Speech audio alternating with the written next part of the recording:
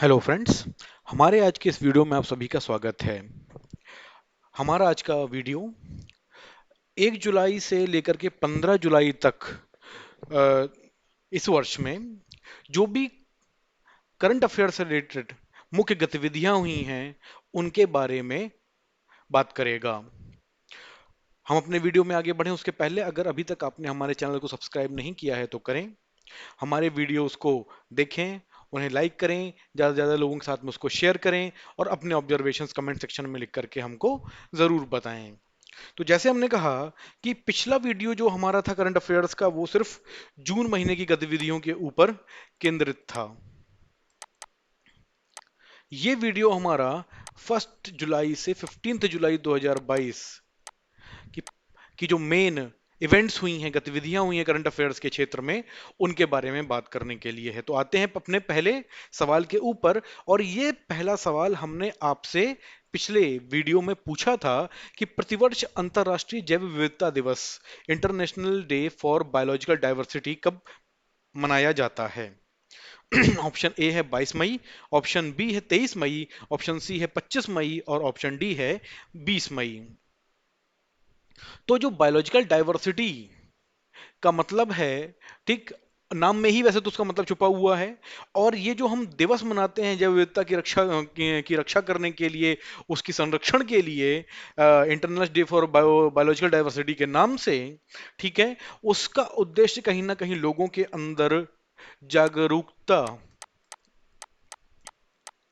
पैदा करना है। ठीक है, अवेयरनेस।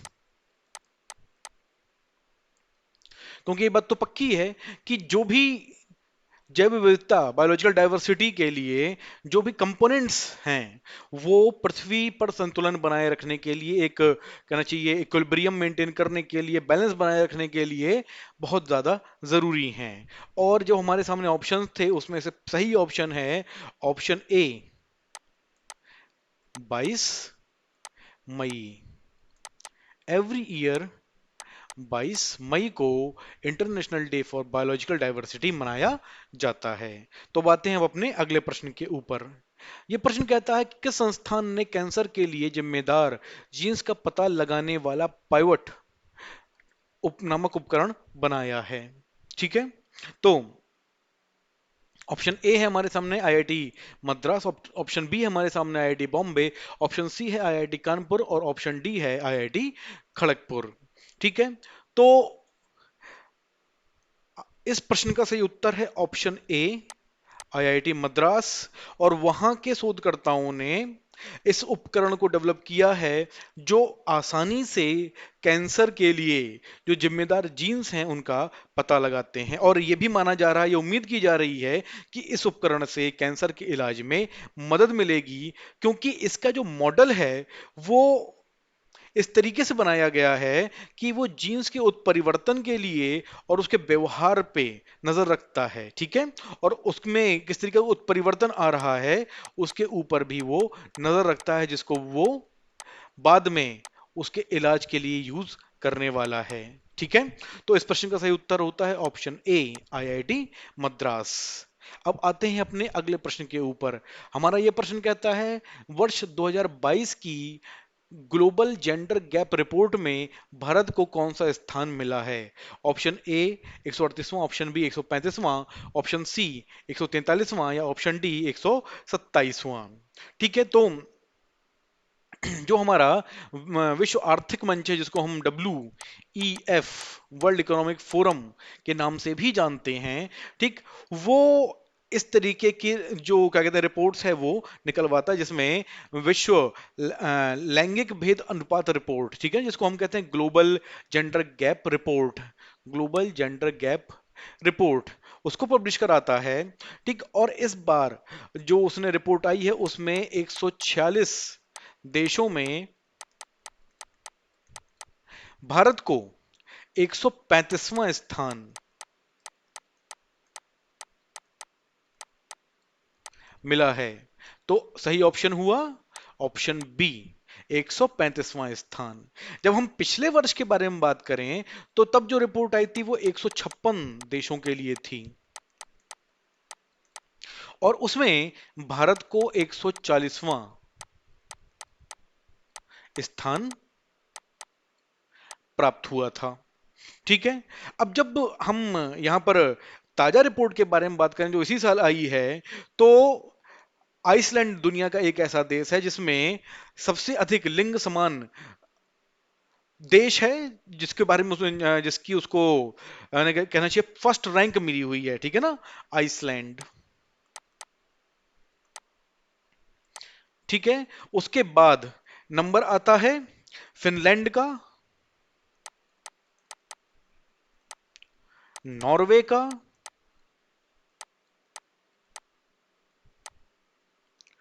और उसके बाद नंबर आता है न्यूजीलैंड का, और उसके बाद नंबर आता है स्वीडन का। तो ये टॉप 5 जो हैं, आइसलैंड, फिनलैंड, नॉर्वे, न्यूजीलैंड और स्वीडन। ठीक है। जहां पर जो जेंडर गैप है वो सबसे कम है, मतलब कि लिंग समानता यहां पर सबसे ज्यादा है, जिसमें आइसलैंड टॉप पर आता है। और भारत इस रिपोर्ट के हिसाब से 135वें स्थान पर है इस बार, 146 देशों में। तो अब आते हैं अपने अगले प्रश्न के ऊपर। किस भारतीय सुंदरी ने मिसेज यूनिवर्स डिवाइन 2022 का खिताब जीता है? ऑप्शन ए है राधिका गुप्ता, ऑप्शन बी है सुष्मिता राव, ऑप्शन सी है पल्लवी सिंह, और ऑप्शन डी है अदिति पांडे। ठीक है। तो साउथ कोरिया में ये स्पर्धा हुई थी। ठीक है। और योसू शहर में, ठीक है, योशु शहर में स्पर्धा हुई थी। और उसमें भारत की तरफ से ऑप्शन सी पल्लवी सिंह ने, जो कि उत्तर प्रदेश से ताल्लुक रखती हैं, कानपुर शहर से, उन्होंने 110 देशों की प्रतिस्पर्धियों के बीच में भारत का नाम रोशन करते हुए मिसेस यूनिवर्स डिवाइन 2022 का खिताब अपने नाम किया है। इसके पहले पल्लवी सन 2020 में जयपुर में आयोजित मिसेस इंडिया का खिताब जीत चुकी हैं। ठीक। और इस बार उन्होंने मिसेस यूनिवर्स डिवाइन का खिताब जीता है। ठीक है। तो अब आते हैं अपने अगले प्रश्न के ऊपर। अब यह प्रश्न कहता है कि किस टेनिस खिलाड़ी ने हाल ही में विंबलडन 2022 में पुरुष एकल का खिताब जीता है? Option A Rafael Nadal, option B Daniil Medvedev, option C Novak Djokovic, और ऑप्शन डी रोजर फेडरर। तो ये जो क्या कहते हैं फाइनल हुआ था इस बार विंबलडन का 2022 का, ठीक, उसमें 4 सेट का मैच चला था। ठीक है। और जो हारने वाले खिलाड़ी थे उनका नाम था निक किर्गियोस। ठीक है। और जीतने वाले खिलाड़ी थे सर्बिया के नोवाक जोकोविक। ठीक है। तो सही ऑप्शन होता है ऑप्शन सी। और नोवाक जोकोविक का ये 7th विंबलडन टाइटल है, और ओवरऑल 21वां 21st ग्रैंड स्लैम टाइटल है।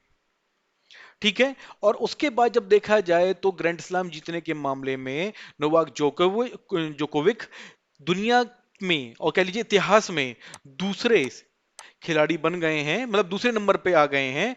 और पहले नंबर पे है राफेल नडाल, जो यहां पर ऑप्शन ए था, लेकिन विंबलडन उन्होंने नहीं जीता है इस बार, ये ध्यान रखना है। दूसरे नंबर पे है नोवाक जोकोविक, जो यहां पर ऑप्शन सी था, जो यहां पर इस प्रश्न के लिए हमारा सही उत्तर है। और तीसरे नंबर पे हैं रोजर फेडरर, जो यहां पर हमारा ऑप्शन डी था, लेकिन उन्होंने भी विंबलडन 2022 का खिताब नहीं जीता है। ठीक है। और इस प्रश्न का सही उत्तर होता है ऑप्शन सी, नोवाक जोकोविक। तो अब आते हैं अपने अगले प्रश्न के ऊपर। अगला प्रश्न कहता है किस भारतीय को दक्षिण सूडान में संयुक्त राष्ट्र मिशन UNMISS में फोर्स कमांडर नियुक्त किया गया है? Option A Vinay Chaudhary, option B Mohan Subramanyam, option C Gopal Shekhawat, या ऑप्शन डी राजपाल सूर्यवंशी। ठीक है। तो संयुक्त राष्ट्र के जो महासचिव हैं एंटोनियो गुतारेस, ठीक है, मैं उम्मीद करता हूं कि इनका नाम सभी लोगों को पहले से मालूम होगा। उन्होंने भारतीय सेना के लेफ्टिनेंट जनरल मोहन सुब्रमण्यम, यानी कि ऑप्शन बी, इनको दक्षिण सूडान में संयुक्त राष्ट्र मिशन यूएनएमआई एसएस का नया फोर्स कमांडर नियुक्त किया है। ठीक। सुब्रमण्यम, मोहन सुब्रमण्यम इस पद पर भारतीय सेना से ही नाता रखने वाले लेफ्टिनेंट जनरल शैलेश तिनाइकर का स्थान लेंगे। शैलेश तिनाइकर का स्थान लेंगे। ठीक है। इससे पहले शैलेश तिनाइकर की जो नियुक्ति हुई थी वो मई 2019 में की गई थी इसी पद के ऊपर। ठीक। तो यहां पर इस प्रश्न का सही उत्तर होता है ऑप्शन बी, मोहन सुब्रमण्यम। अब आते हैं अपने अगले प्रश्न के ऊपर। अगला प्रश्न कहता है किस सुंदरी ने फेमिना मिस इंडिया 2022 का खिताब जीता है। ऑप्शन ए है अदिति वर्मा, ऑप्शन बी है वर्षा जैन, ऑप्शन सी है सिनी शेट्टी और ऑप्शन डी है आयुषी माथुर। ठीक है। तो इस प्रश्न का सही उत्तर होता है ऑप्शन सी, सिनी शेट्टी, जो कि 21 वर्ष की हैं। उनकी उन्होंने इस वर्ष ये खिताब अपने नाम किया है। ठीक है। इसके बाद रूबल शेखावत, रूबल शेखावत वो मिस इंडिया फर्स्ट रनअप रही हैं। और उत्तर प्रदेश की सिनाता चौहान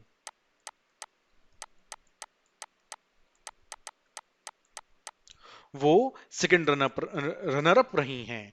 और विजेता रही हैं ऑप्शन सी, सिनी शेट्टी। आते हैं अपने अगले प्रश्न के ऊपर। अब यह प्रश्न कहता है यार लेपिड किस देश के 14वें प्रधानमंत्री बने हैं। Option A Nigeria, option B Israel, option C Singapore या ऑप्शन डी न्यूजीलैंड। ठीक है। तो यार लेपिड जो है नफ्थाली बेनेट के बाद प्रधानमंत्री बने हैं, 14वें प्रधानमंत्री बने हैं। और ऑप्शन बी इजराइल के प्रधानमंत्री बने हैं। यहां पर नवंबर 2022 में इलेक्शन होने थे और उन आम चुनावों से पहले ही बेनेट की गठबंधन सरकार में विदेश मंत्री रहे लिपिड को अंतरिम प्रधानमंत्री अभी बनाया गया है। तो ध्यान रखना है, अंतरिम प्रधानमंत्री बनाया गया है। ठीक है। इसके पहले देश के प्रधानमंत्री बेनेट ने सरकार की अगुवाई की थी, जैसा अभी हमने बताया, लेकिन कई सांसदों के साथ छोड़ने और अन्य कारणों की वजह से उनको अपने पद से इस्तीफा देना पड़ा था। तो इस प्रश्न का सही उत्तर होता है ऑप्शन बी, इजराइल। ठीक है। अब आते हैं अपने अगले प्रश्न के ऊपर। यह प्रश्न कहता है केतनजी ब्राउन जैक्सन किस देश की सुप्रीम कोर्ट की पहली अश्वेत महिला जज बनी हैं। A Japan, B Australia, C France या डी अमेरिका। ठीक है। तो इस प्रश्न का सही उत्तर है डी, अमेरिका। ठीक है। और वहां पर Ketanji brown Jackson supreme court की पहली अश्वेत महिला जज बनी हैं। इसके पहले अप्रैल में सीनेट ने जज केतनजी ब्राउन जैक्सन के समर्थन में 53 में से 47 वोट दिए थे, 47 आउट ऑफ 53 वोट्स उनके फेवर में पड़े थे। और यह भी देखा जाए कि अमेरिकी सुप्रीम कोर्ट में वर्ष 1789 के बाद से केवल 2 अश्वेत न्यायाधीश रहे हैं। ठीक है। लेकिन वो क्या कहते हैं, मेल थे, मतलब कि महिला नहीं थी, जेंट्स थे। ठीक है, पुरुष थे। ठीक। और उन दोनों के नाम है क्लेरेंस थॉमस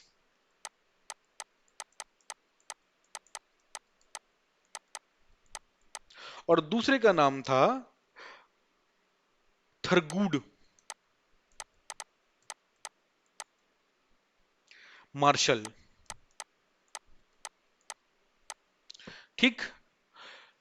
तो 1789 के बाद से 2 अश्वेत लोग पहले भी वहां पर सुप्रीम कोर्ट में जज बने हैं, लेकिन पहली महिला जज जो है उनका नाम है केतनजी ब्राउन जैक्सन। ठीक है। तो इस प्रश्न का सही उत्तर होता है ऑप्शन डी। अब आते हैं अपने अगले प्रश्न के ऊपर। ये प्रश्न कहता है कि कौन भारतीय मूल के व्यक्ति financial action task force force जिसको हम शॉर्ट फॉर्म में एफएटीएफ बोलते हैं उसके नए अध्यक्ष बने हैं। इसमें पहला नाम आता है ए टी राजा कुमार, दूसरा नाम आता है एम विजय शंकर, तीसरा नाम आता है आर जे चतुर्वेदी और चौथा नाम आता है डी सिंह भामा। ठीक, तो इस प्रश्न का सही उत्तर है option A T Raja Kumar. उनको एफएटीएफ के नए अध्यक्ष के रूप में नियुक्त किया गया है। जो यहां पर इस अध्यक्ष के पद के ऊपर डॉक्टर मार्कस प्लियर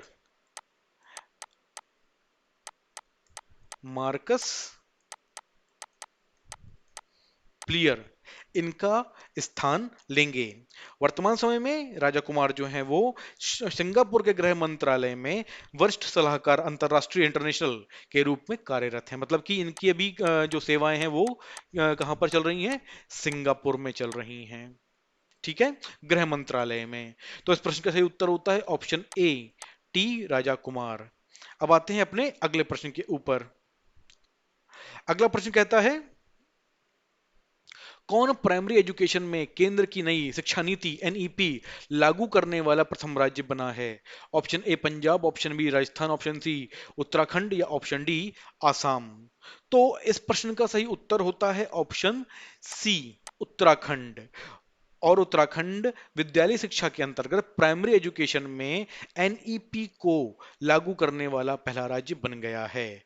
भारत का पहला राज्य बन गया है। यहां पर इसके पहले चरण में 20,000 आंगनवाड़ियों में से 5,000 आंगनवा आंगनबाड़ी केंद्रों में नई शिक्षा नीति के तहत बाल वाटिका कक्षाओं का संचालन शुरू किया जाएगा। बाल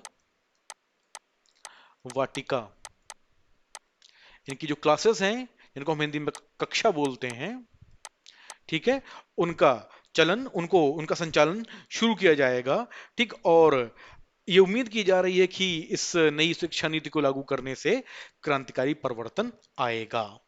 तो इस प्रश्न का सही उत्तर होता है ऑप्शन सी उत्तराखंड। आते हैं अपने अगले प्रश्न के ऊपर। पर्यावरण प्रदर्शन सूचकांक 2022 में भारत का स्थान कौन सा है?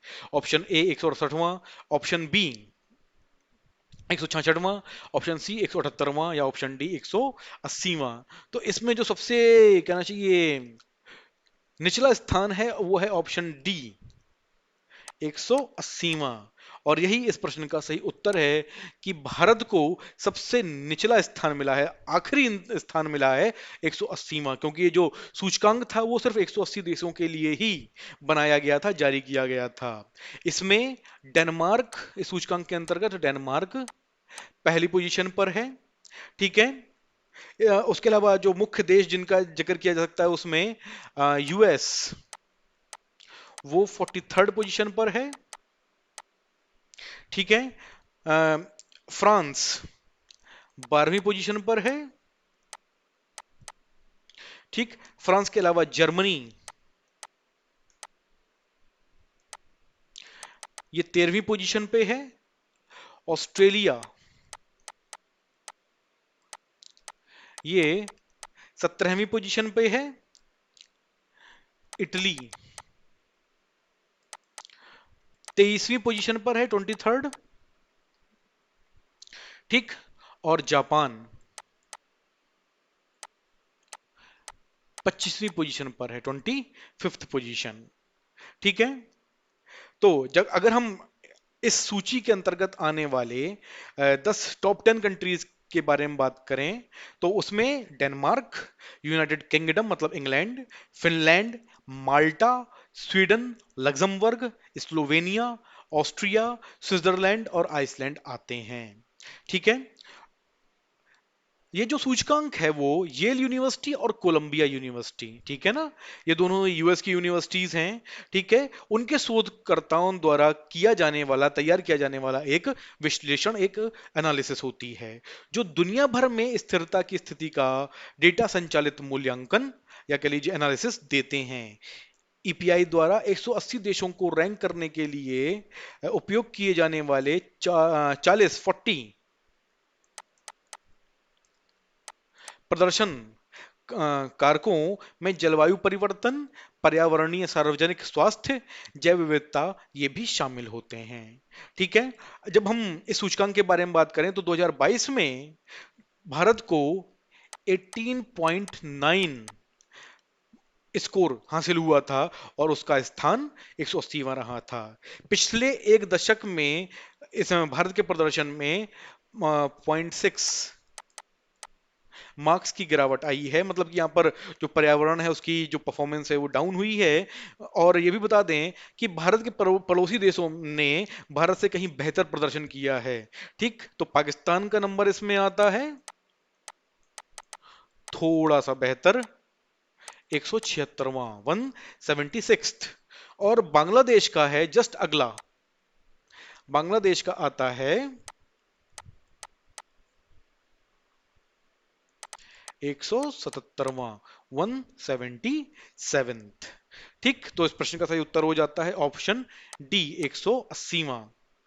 अब आते हैं अपने अगले प्रश्न के ऊपर। भारत का पहला वायुसेना विरासत केंद्र कहां बनाया जाएगा? Option A Delhi, option B Lucknow, option C Patna, या ऑप्शन डी चंडीगढ़। ठीक है। सबसे पहली चीज तो इस चीज को यहाँ पे कवर करने की कोशिश करते हैं कि विरासत केंद्र बनाए क्यों जाते हैं। तो विरासत केंद्र का उद्देश्य युवाओं को भारतीय वायुसेना में शामिल होने के लिए प्रेरित करना। ठीक है, कि वो उसमें उसकी तरफ आकर्षित हो, उसमें भर्ती हों, उसमें शामिल हों। ठीक, और उन्हें देश की सैन्य क्षमता का पता चले कि कैसे वे देश को कि कैसे ये जो हमारी आर्म्ड फोर्सेस हैं या एयरफोर्स है, कैसे हमारी देश की एकता को और अखंडता को, यूनिटी और इंटेग्रिटी को लीड करती है। विरासत केंद्र में भारत और अन्य देशों के बीच हुए युद्ध में जो एयरफोर्स की भूमिका रही थी और सिविल वॉर ऑपरेशन में भारतीय वायुसेना के शौर्य का जिक्र किया जाएगा। और ये जो केंद्र है वो चंडीगढ़ कहाँ आया? ऑप्शन डी, उसके सेक्टर 18, चंडीगढ़ के सेक्टर 18 के गवर्नमेंट प्रेस बिल्डिंग में बन रहे देश के पहले वायुसेना विरासत केंद्र का काम 15 अगस्त से पहले पूरा कर लिया जाएगा, ऐसी उम्मीद की जा रही है। ठीक, संग्रहालय में 8 केंद्र आकर्षण के होंगे, जिसमें युद्ध में इस्तेमाल किए हुए विमान, सिमुलेटर, रॉकेट्स, मिसाइल और अन्य चीजें रखी जाएंगी। इसमें लोग वायुसेना के इतिहास के बारे में जान सकेंगे, उसको देख सकेंगे, उसके बारे में पढ़ सकेंगे। वायुसेना के अधिकारी यहाँ पर गाइड की भूमिका निभाएंगे, लोगों को वायुसेना के बारे में बताएंगे। और लोग उनसे सेना के शौर्य की, युद्ध की में उनकी वीरता की, इस्तेमाल किए गए हथियारों के बारे में किस तरीके से किए गए, इन सब चीजों के बारे में जानकारी हासिल कर सकेंगे। ठीक, संग्रहालय में जल सेना, थल सेना और वायुसेना में निकली हुई भर्ती और पात्रता की भी जानकारी दी जाएगी। विरासत केंद्र में 1971 युद्ध में इस्तेमाल किए गए जहाज और मिग 21 को भी रखा जाएगा। ठीक, तो इस प्रश्न का सही उत्तर होता है ऑप्शन डी, चंडीगढ़। अब आते हैं अपने अगले प्रश्न के ऊपर। अब यह प्रश्न कहता है, भ्रष्टाचार रोकने के लिए एसीबी 14400 ऐप किस राज्य ने लॉन्च किया है? ठीक है, तो इसमें हमारे सामने ऑप्शन है, option A Maharashtra, option B Andhra Pradesh, option C Punjab, या ऑप्शन डी राजस्थान। ठीक है, तो इस प्रश्न का सही उत्तर होता है ऑप्शन बी, आंध्र प्रदेश। भ्रष्टाचार को रोकने के लिए एसीबी 14400 ऐप आंध्र प्रदेश ने लॉन्च किया है। आंध्र प्रदेश के जो मुख्यमंत्री हैं आजकल, वाईएस जगनमोहन रेड्डी, उन्होंने इस ऐप को जनता के लिए जारी किया है। इस ऐप को गूगल के प्ले स्टोर से डाउनलोड किया जा सकता है, जो राज्य भर के सरकारी कार्यालयों में भ्रष्टाचार को रोकने के लिए बनाया गया है। इस ऐप को एसीबी मतलब कि एंटी करप्शन ब्यूरो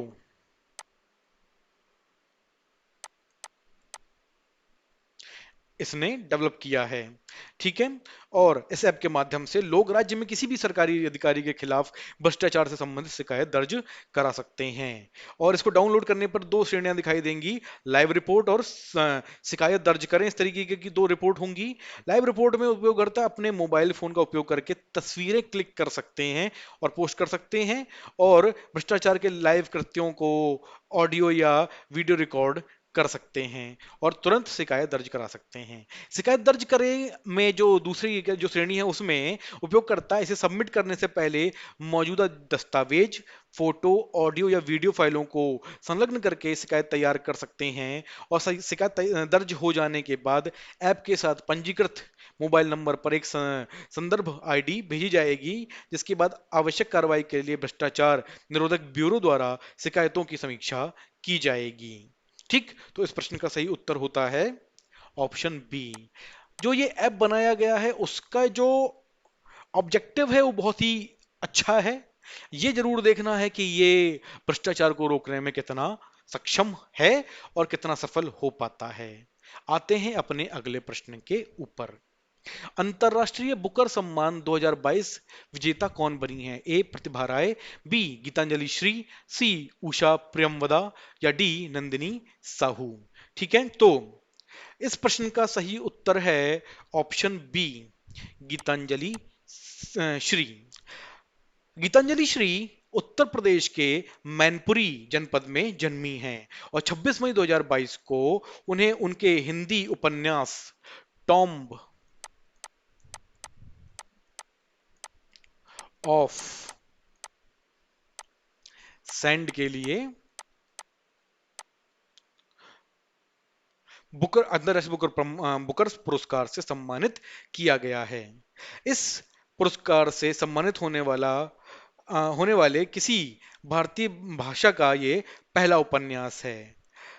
अच्छा, इस पुरस्कार के तहत जो गीतांजलि श्री है लेखिका, उनको 50,000 ब्रिटिश पाउंड का पुरस्कार डेजी रॉकवेल के साथ साझा करना होगा, जो उनको दिया जाएगा। जैसे कि हमने यहाँ पर भी इसकी महत्वपूर्ण तथ्यों में लिखा हुआ है कि जो उसकी पुरस्कार राशि होती है वो 50,000 पाउंड होती है।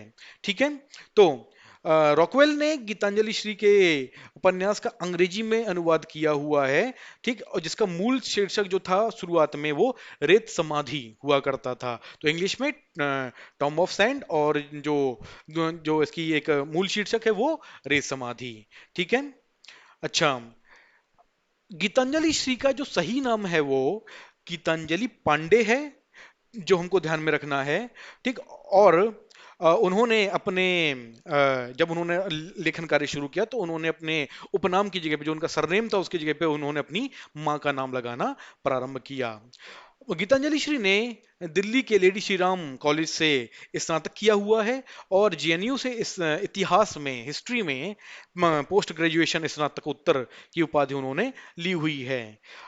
और क्योंकि बचपन से ही उनकी रुचि पढ़ने में थी, तो उनका जो उनकी जो भावना थी, उनकी जो रुचि आई वो लेखन की तरफ भी आई, और जो आगे चल करके उनका प्रोफेशन बन गई।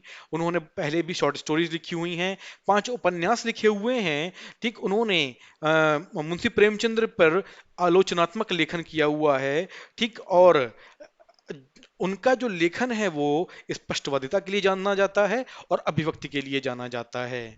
ठीक है, और हम जब उसके बुकर पुरस्कार से जुड़े हुए कुछ महत्वपूर्ण तथ्यों के बारे में बात करें, ठीक, जिसको पहले मैन बुकर पुरस्कार कहा जाता था, अंतर्राष्ट्रीय बुकर पुरस्कार, वो 2004 में प्रारंभ किया गया था और ये प्रत्येक 2 वर्ष में दिया जाता है। ठीक, और अंतर्राष्ट्रीय बुकर पुरस्कार किसी भी राष्ट्रीयता के समकालीन लेखक को अंग्रेजी में प्रकाशित या अंग्रेजी अनुवाद में उपलब्ध रचना के लिए दिया जाता है। ठीक है, जैसे हमने कहा पुरस्कार राशि 50,000 पाउंड होती है। अंतरराष्ट्रीय बुकर पुरस्कार लेखक तथा अनुवादक के मध्य समान रूप से विभाजित किया जाता है, जो यहाँ पर इस केस में किया जा रहा है गीतांजलि श्री के बीच में और डेजी रॉकवेल के बीच में। तो अब आते हैं अपने अगले प्रश्न के ऊपर। यह प्रश्न कह रहा है कि भारत का पहला हाइब्रिड बिजली संयंत्र कहां शुरू हुआ है? ए उदयपुर, बी भीलवाड़ा, सी जैसलमेर, या डी जयपुर। ठीक, तो इस प्रश्न का सही उत्तर है हाइब्रिड मतलब कि पवन और सौर हाइब्रिड बिजली संयंत्र, ठीक है। ये राजस्थान के जैसलमेर में शुरू किया जा रहा है, जहां पर जो कंडीशंस हैं वो इसके लिए सबसे ज्यादा कंड्यूसिव हैं। और ये जो पहल है वो अदानी ग्रीन एनर्जी,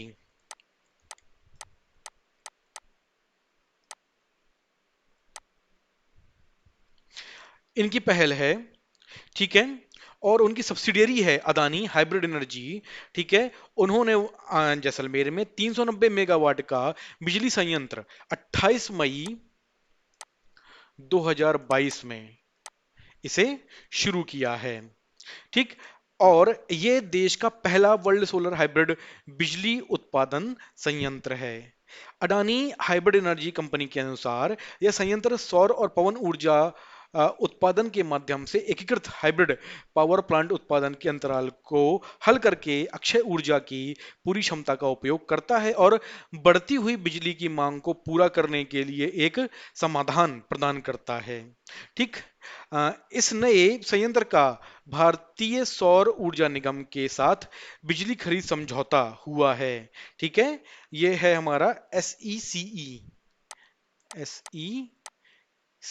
जिसको हम हिंदी में बोल रहे हैं अम, भारतीय सौर ऊर्जा निगम, ठीक है, जिसका टैरिफ अंतरराष्ट्रीय स्तर पर औसत बिजली खरीद लागत से काफी कम है। कंपनी ने कहा है कि सभी को सस्ती, आधुनिक और स्वच्छ ऊर्जा मिले, इसकी कोशिश की जाएगी और सबको मिले इस बात का भरसक प्रयत्न भी किया जाएगा। तो इस प्रश्न का सही उत्तर होता है ऑप्शन सी। अब आते हैं अपने अगले प्रश्न के ऊपर। इस प्रश्न का उत्तर हम आज नहीं बताएंगे, इस प्रश्न का उत्तर आपको कमेंट सेक्शन में लिख करके हमको बताना है। इस प्रश्न के ऊपर हम जब अपना अगला वीडियो करंट अफेयर्स के ऊपर बनाएंगे तो उसमें इसके ऊपर चर्चा करेंगे। यह प्रश्न है, ब्राजील डेफ ओलंपिक में भारतीय खिलाड़ियों ने कितने पदक जीते हैं? ए 20, बी 17, सी 25 या डी 30? इस प्रश्न का उत्तर आपको कमेंट सेक्शन में लिख करके हमको बताना है। तो दोस्तों आज के वीडियो में इतना ही। मैं उम्मीद करता हूं कि हमारा आज का वीडियो आप सभी को पसंद आया होगा और आप हमारे चैनल को सब्सक्राइब करना, इस वीडियो को देखना, लाइक करना, ज्यादा से ज्यादा लोगों के साथ में शेयर करना और कमेंट करना बिल्कुल नहीं भूलेंगे। हमारा अगला वीडियो आएगा फ्लूइड मैकेनिक्स के टॉपिक के ऊपर, प्रेशर मेजरमेंट का लास्ट पार्ट, जो हमारा रविवार के दिन आप पब्लिश होगा, आप सभी के सामने आएगा। मैं उम्मीद करता हूं कि हमारा आज का वीडियो तो आप हर तरीके से सराहेंगे ही, हमारे अगले वाले वीडियो का भी आप इंतजार करेंगे और उसको भी उतनी ही सराहना देंगे। बहुत जल्दी आपसे अपने अगले वीडियो में फिर मुलाकात होगी। Thank you very much.